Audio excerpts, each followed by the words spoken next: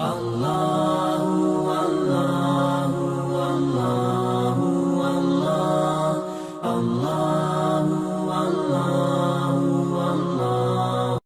عمر رضی اللہ تعالیٰ عنہ نے پہلی نصیحت یہ کی کہ لوگ تمہیں تمہارے نفس سے غافل نہ کریں کہ ہر وقت اپنے نفس کی فکر میں رہنا اور اپنے نفس کی فکر میں دیکھیں یہ نفس ایسا ہے کہ اگر اس کی فکر نہ کی تو یہ انسان کو برائی کی طرف لے جاتا ہے۔ آج جتنے بھی باطل پھرتے ہیں آپ دیکھیں وہ سارے کے سارے کیوں جو ہے وہ باطل گئے، انہوں نے اپنی منشا اور اپنے نفس کی جو ہے خواہشات کو پورا کرنے کی وجہ سے کہا یہ ایسا ہے۔ حدیث نبی صلی اللہ علیہ وسلم کی حدیث مبارکہ میں انہوں نے اپنے نفس کو خوش کرنے کے لیے انہوں نے رائے استعمال کی اور کہا اس حدیث کا مقصد یہ ہے، حقیقت میں مقصد نہیں ہے بلکہ اپنے نفس کی چاہتوں اور خواہشات کو پورا کیا، تو لہذا اس کی وجہ سے آج باطل ہو گئے۔ اب قادیانی کو لیں، قادیانی نے قرآن میں تحریف رد و بدل کی، حدیث میں رد و بدل کیا، اس کی وجہ سے وہ راستے سے بھٹک گیا اور گمراہ ہو گیا اور اس کے پیچھے چلنے والے بھی سارے کے سارے گمراہ ہو گئے۔ گمراہی کی بنیادی وجہ کوئی کیا ہے؟ وہ اپنے نفس کو خوش کرنے کی وجہ سے، اپنے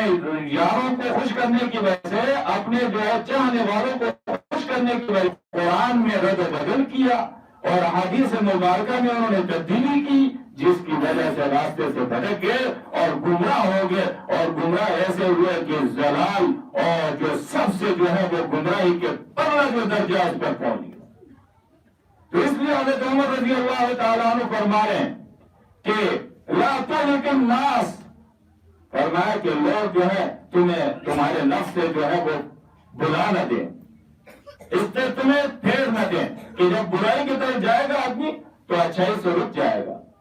برائی کرے گا اچھائی سے رک جائے گا، نیکی کرے گا برائی سے رک جائے گا۔ تو اس لیے حضرت عمر رضی اللہ تعالیٰ عنہ نے فرمایا کہ تمہیں تمہارے نفس سے لوگ جو ہیں وہ فراموش نہ کرا دیں، تمہیں اس سے بے خبر نہ کرا دیں، فرمایا اس لیے کہ فرمایا جو تم عمل برا کرو گے اس کا وبال تمہارے اوپر ہوگا، تمہاری اولاد تمہارے دوستوں پر نہیں ہوگا۔ یہ نصیحت، تو اس سے پتہ چلا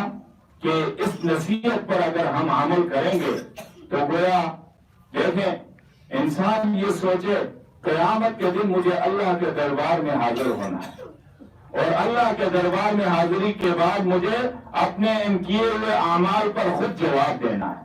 تو جب یہ بات ذہن میں آ جائے گی تو وہ رد و بدل نہیں کرے گا، اپنے خواہشات کو پورا کرنے کی کوشش نہیں کرے گا، قرآن کو تبدیل کرنے کی کوشش نہیں کرے گا، حدیث مبارکہ کو تبدیل کرنے کی کوشش نہیں کرے گا، بلکہ جیسے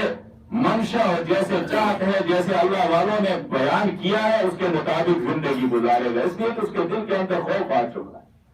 لیکن اگر دل سے یہ بات نکل چکی ہے اور یہ بات نہیں ہے کہ مجھے کل اللہ کے جو ہے وہ عدالت میں حاضر ہونا ہے، یہ بات نکل چکی ہے تو لا محالہ وہ باطل پرستوں کی طرف چلا جائے گا اور باطل راستہ اختیار کر لے گا اور وہ گمراہ بن جائے۔